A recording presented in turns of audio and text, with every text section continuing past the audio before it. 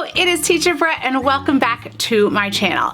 Have you been thinking about trying out the new short notice option at Gogokid? Well, let me tell you that I have been loving doing short notice classes. If you are thinking about expanding your schedule, maybe you're new and you want to try and get more bookings, maybe you have some family issues going on and you're not sure about your schedule, well, this is the perfect solution for you. So stick with me today because I am going to give you 5 tips for teaching short notice classes. So let's get started, guys. Classes, you might be thinking, I don't know if I can do this.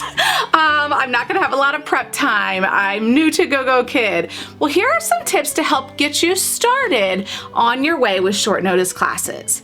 My first tip for you is to have some basic props around. So you want to make sure that you have things like a whiteboard, some stuffed animal or puppet, maybe some ABC flashcards. You could do a lot with those 3 basic tools. So even if you don't have a lot of time to prep for a class and run out and get specialized props, those 3 tools are going to get you really far. You can draw whatever you don't have on a whiteboard. You can pull out your ABC cards to talk about the letters. You can use that puppet for pretty much anything in the classroom. So grab those couple basic props. My second tip for you has to do with pacing. So especially when you haven't had a lot of time to look through the lesson, you want to make sure that you finish the lesson, and you want to make sure that you don't finish the lesson too quickly. So what I have for you, and I'll link it down there in the description box, is my handy dandy little cheat sheet, and I keep this by my desk at all times so I can quickly reference it. But what it does is it breaks down the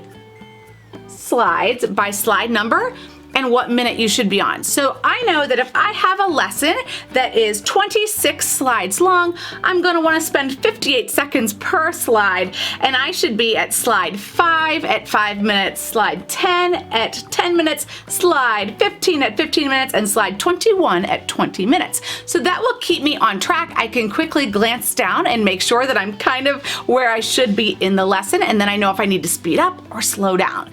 So that is a great tool to have nearby when you're doing a short notice class. My tip number 3 is a teacher-created resource that is really helpful, and it's called the Collaborative Lesson Bank. So if you are already a Gogokid teacher, you can find this group over on Facebook. But the Collaborative Lesson Bank is a lesson bank that's put together by the teachers, and it kind of covers all of the different lessons. It's something that is constantly being edited and grown, and if you have a lesson where something changes or you have sample feedback or anything like that, you can go and put it into the Collaborative Lesson Bank. But this is a really great way to quickly get an idea of what that lesson is about. Not only that, but what previous lessons that they have had, so that you kind of get an idea of what the unit is about if it's a new unit to you. You can quickly go on there and do a quick 1-2 minute check and have an idea of what this lesson is going to be all about. Tip number 4. Haha, this one's a little bit sneaky, but what I will often do is when I flip to a new slide, if I'm not exactly sure what is going on this slide, I will ask them a question or have them repeat a sentence back to me, and while they're answering or repeating, I will read through the tips. We want to be really careful about reading through the teacher tips, making it noticeable to the student, because they're going to think this teacher's not prepared.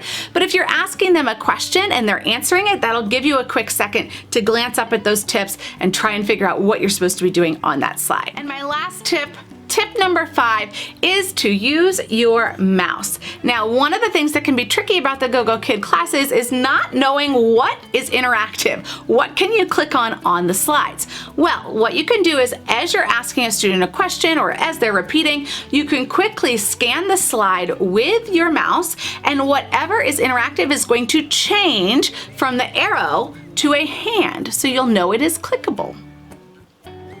And just because I'm feeling extra generous today, tip number 6 is to smile. Remember, fake it till you make it.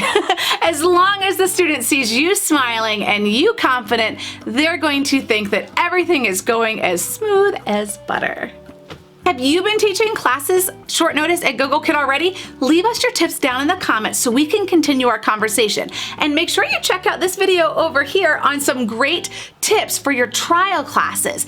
Get them to convert and get yourself that extra $10 today. Bye guys, see you on the next one.